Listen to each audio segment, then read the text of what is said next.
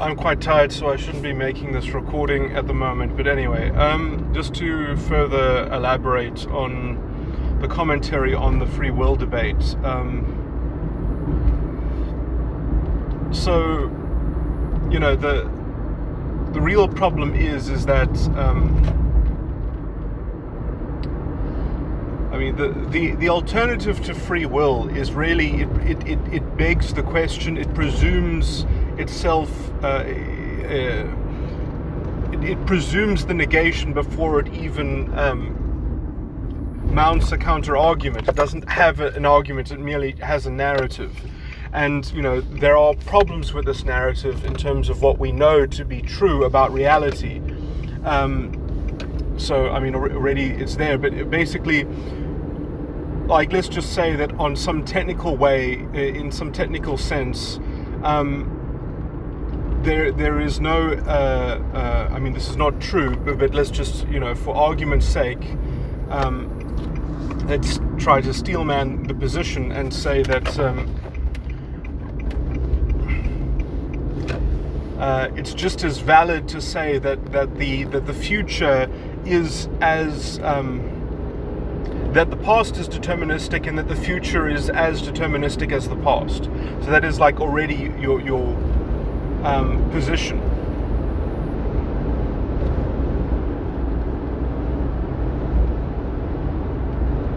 And the present is just the sort of the conduit between the two deterministic things. So if you already presume that the future is a determined thing, now already that is yeah, I mean, so the ontology of the future itself, I would say, is, you know, if you want to question free will as being a psychological sort of abstract as the notion of possibility, like just possibilities themselves are questionable ontological entities. But you're going to say that the future, as a kind of epistemic category, the ontology of that epistemic category is unquestionable, that there is such a thing as a future. It's not just a kind of device of language and speech that exists within the present, that is a reference to something that then has to be you know, that has to be part of a structure of some kind of schema.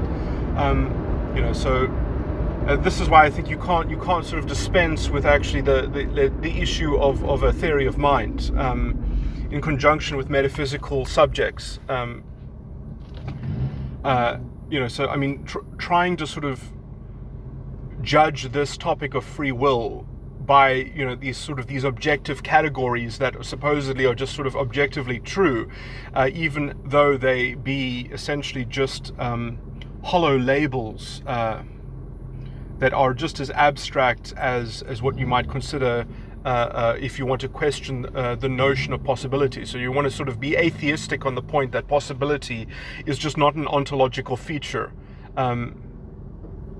I mean, I will agree that in some sense it's an ontological feature in the context of a subjective schema, the mind itself. It is a it is a notion that pertains not to some kind of objective feature, but I mean,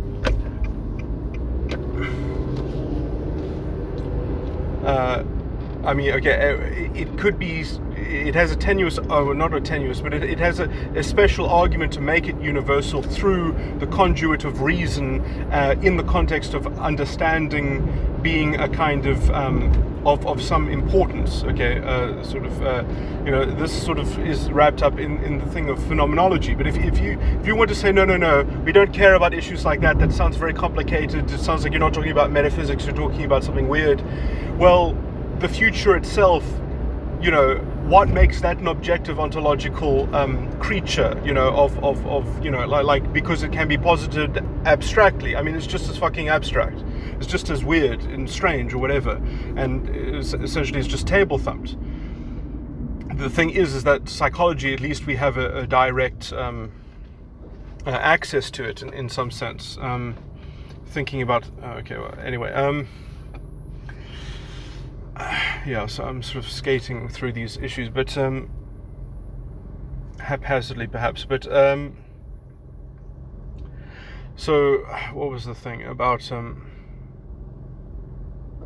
And then, essentially the only way to create the solidity of this objective metaphysical paradigm essentially is to just presume that essentially the future is as solid as the past is taken to be deterministic, which again we actually have real empirical evidence that tells us that's not actually how reality works.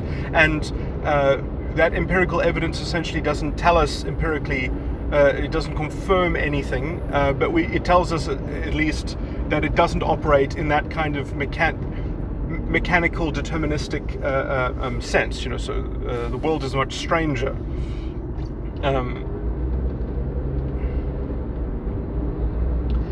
So I mean, a lot of ways of looking at this is that essentially time, a very particular conceptualization of time, is essentially just taken to be God, the God of determinism, which is bought into right at the initial position, at the point, or the initiating point of proceeding, and it just begs the question. Really, I mean, it really presumes that it is already in effect, and that is the only way it gets away with itself. It's abject and puerile. It's not even keeping track of its own philosophical presumptions.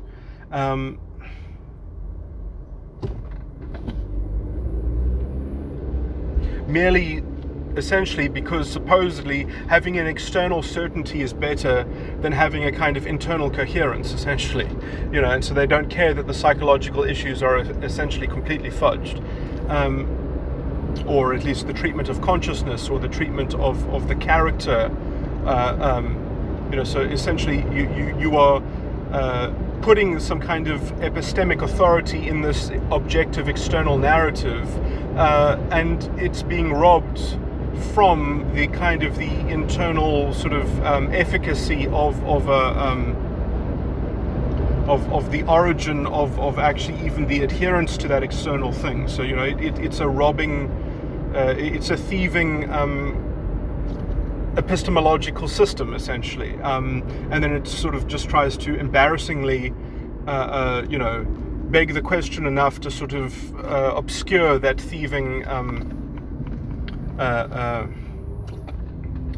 dispersion or dispersal of the source of adherence to it, so sort of to deny the actualized truth about the self, about the mental state, in order to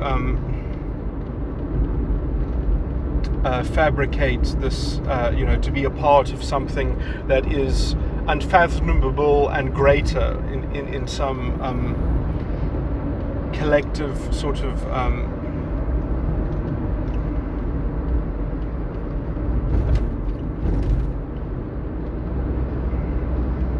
collective project or something like that, which is meant to sort of just reveal some kind of hard boundary that you can sort of coalesce the rest of the topics that you want rationalized according to that program, essentially. Okay, let me stop ranting and repeating myself. There are some things around here which, let me formulate that are slightly novel.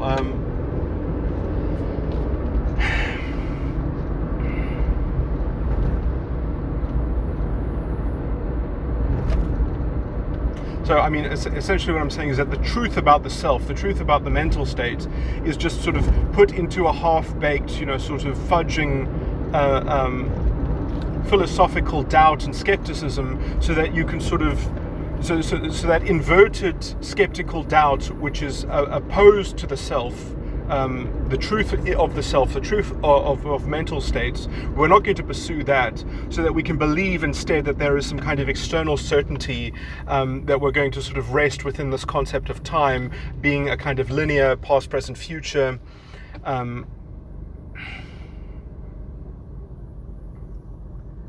and how the past and the future are somewhat interchangeable. Sort of, they're sort of they're the same thing. Just because of the thing that we're looking at it in the middle, seeing the future is ahead of us and the past is before us. But time itself is something that you could stand out beyond, outside of. So ironically, it takes a God's eye view of these things, and it does that only from the justification that you can imagine yourself doing it in a very abstract, hypothetical way, which it's not even just because you can supposedly imagine that through a kind of device of metaphor in some sense doesn't mean it's even possible. But you're believing that it is possible. You're believing not only that it's possible, but that possibility has an ontological thing. Has an ontological veracity attached to it, which is ironic, because supposedly the only way that you get to this point of relying on this external certainty, which is actually made up of the kind of the interior abstraction of possibility, is by saying that so it's using possibility in a very specious way. In a very contrived way, in a very self-selected way, and not even looking at the alternative ways in which possibility has to be contended with responsibly. So let's not look at the different species of how to understand and deploy possibility within mental states. So this is a good sort of ground, I think, of first philosophy and things like that. Essentially the ontological argument for the existence of God is centered around this issue as well. So it just shows how close it is to the subject of ontology, the notion of possibility, especially then when you're dealing with other sort of let's say the spiritual quagmire and intellectual quagmire of so many schemers essentially is, how do you contend with the imagination without essentially being ruled by things which are nonsense? Because the imagination seems to be capable of things that it is perhaps not capable of. So you have to know when you're stepping into a kind of indefinite, unbounded sort of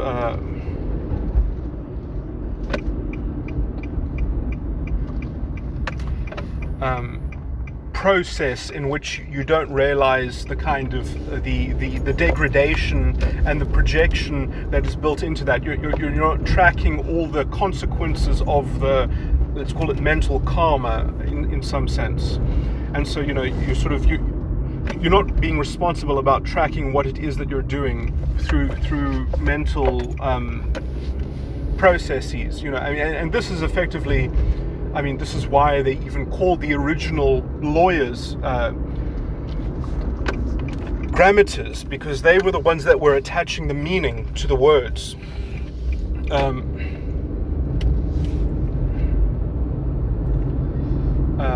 The weight and systemizing that weight in a anyway. Okay, this is a bit too much of a tangent, but that's meant to illustrate the points. Let me just rather make the point directly. So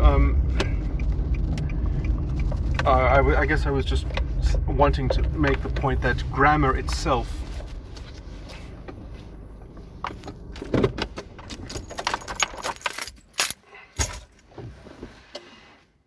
is forced into these particular quagmires, and is forced to having to resolve them if it wants to have any kind of sophistication that is not falling foul of its own sort of unintended metaphysical implication and sort of let's say unconscious commitments, and which can very easily sort of tie one into a false ego, and I sort of touched on this issue, and can force one into a kind of a pattern, and these patterns, I generally call them the false ego, and this is why people have consistent styles of thought and investigation and interrogation, and they even have recurring drama in their lives. Essentially, is because they have the kind of recurring fatalism, or just a kind of the same kind of melodrama. They have thematically, they have the same.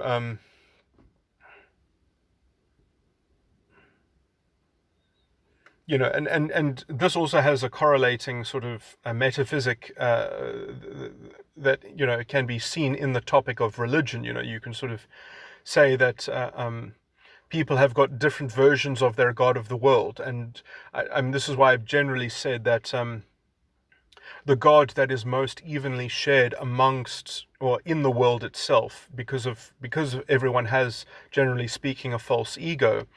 The thing that binds them together, the lowest common denominator, is the sense that everything is determined by the same kind of program, and this was more stable in medieval, or not medieval societies, but in older societies, in which you could really imagine that everyone in your community lived in the same kind of psychological reality, and this was bound together in the mythology of the king, let's just say. And that was actually, for humanity, I think it was a huge form of progress, because then you didn't have all these almost spiritual fiefdoms, where you had people creating their own folklore, which would be very crazy, delusional bullshit, so you would have all these sort of towers of Babel in terms of generating, these fairy stories and things like that, which make a lot of sense to the people making them up, and for the people in their web, in their sort of, how people sort of amalgamate and sort of create a collective psychological entity, which we can think of as culture. Now, the West in general was able to cleanse a lot of this by having one story, by having one narrative. It somewhat cleaned the slate, because it meant that there was less opportunity to tailor that narrative into a little fiefdom that, no matter where you went, although the baron would own those, or not, sorry, the baron would not own the serfs, but the baron would rule those particular serfs, but he ruled them on behalf of the king, and they were owned by the king, and everything belonged to the king. So there was one, your nationality, your king was more important than your religion, in fact, because it was almost the psychological representation of the religion. Hence the divine right of kings. But anyway, I'm talking about culture. And I still don't know, to many Asian societies which have not been able to progress because of just political history, let's just say, there are some transitions that, because some people essentially didn't have feudalism in the same way that there was the kind of Catholic feudalism in the West, and so this is a problem that needs to be cleaned up, to some extent. I would say that sort of the grand, you can hopscotch over this to some extent, if you borrow a lot from the British liberal political mentality, because then you have a kind of independent bearing on a lot of these issues. I would say, but I guess when I talk about Western Europe as well, I'm not even actually thinking about how backwards some of them actually are. Western Europe is but I would say that was generally because of the poor legal structure. They didn't have the common law. They didn't have Napoleon destroyed the remnants of the Roman secular sort of engine of the Western independent but universal ethical domain. That's actually quite a disgusting and depressing movement. So it makes sense that Europe has sort of gone back to a lot of these sorts of fiefdoms in the cultural sense, although continental Europe has almost always been like that. Yeah, so actually there's a lot more mediocrity than I even sort of suggested to begin with, but it is true that it belongs to the culture, and it doesn't belong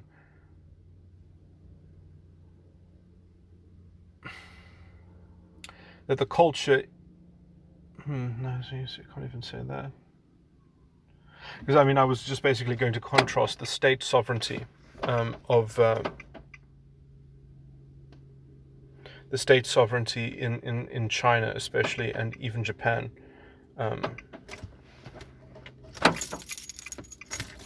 Okay, anyway, this is I'm screwing up this topic, so let me just stop talking.